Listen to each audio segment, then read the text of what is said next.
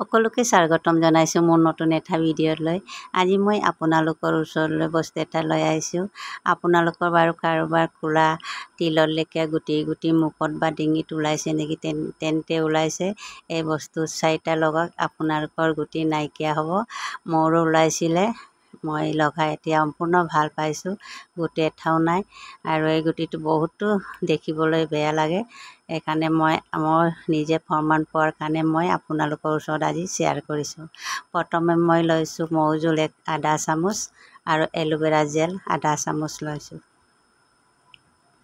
আৰু এই গুটিটো বাঢ়ি যায়, মানে এটা হ'লে বহুত হৈ যায়। আৰু এয়া মই ভিটামিন ই কেপচুল এটা লৈছোঁ। মই আগতে লগাইছিলোঁ, এটা এতিয়া আছে। এটাটো মই আজি অলপ বতৰটো ঠাণ্ডা হোৱাৰ কাৰণে আজি মই লগাবলৈ লৈছোঁ। আৰু আপোনালোকৰো যদি ওলাইছে আপোনালোকে লগাওক, নিশ্চয় প্ৰমাণ পাব আৰু আপোনালোকৰ গুটি নাইকিয়া হ'ব। আৰু মই এয়া নাৰিকল তেল এনেকৈ আধা চামুচমান লৈছোঁ। আৰু লৈ ধুনীয়াকৈ 4টা বস্তু ধুনীয়াকৈ মিক্স কৰি ল'ব। ধুনীয়াকৈ এনেকৈ মিক্স কৰি ল'ব। আৰু এইটো বয়সৰ অনুপাতে বেছিভাগ মানুহৰ ওলায়। বয়স যেতিয়া 40 বছৰ পাৰ হয় তেতিয়া বেছি ওলোৱা দেখিছোঁ। আৰু কিছুমানৰ ডেকা গাভৰুতো ওলায় বাৰু, কিন্তু বয়সৰ অনুপাতে বেছিভাগ মানুহৰ ওলায়। এইটো আপোনালোকে এনেকৈ মুখত 5 মিনিটৰ কাৰণে মাছাজ কৰিব এনেকৈ। আৰু 5 মিনিটমান মাছাজ কৰি আপোনালোকে গোটেই ৰাতি থৈ দিব। কিন্তু এতিয়া গৰম দিনত থ'ব নোৱাৰি, সেইকাৰণে মই আজি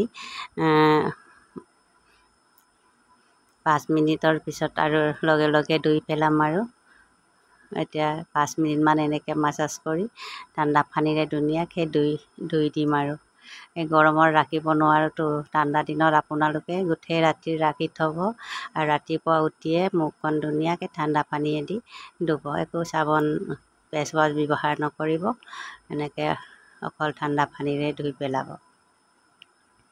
এয়া মই এতিয়া ধুমগৈ আৰু ধুই মেলি আপোনালোকৰ মুখখন দেখুৱাই দিছোঁ। আৰু এয়া মই ধুলোঁ আৰু এয়া এনেকৈ ধুই আৰু মই নিজে প্ৰমাণ পাইছোঁ মোৰ কিমান ওলাইছিলে, মোৰ এতিয়া এটাও নাই।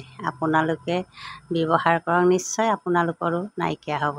আৰু দেখিবলৈ বহুত বেয়া লাগে নহয়, এই গুটিটো তিলৰ লেখীয়াও নহয়, কিবা এটা ধৰণৰ। সেইকাৰণে মই নিজে প্ৰমাণ পোৱাৰ কাৰণে আপোনালোকৰ ওচৰত শ্বেয়াৰ কৰিলোঁ ভিডিঅ'টো। শুভৰাত্ৰি।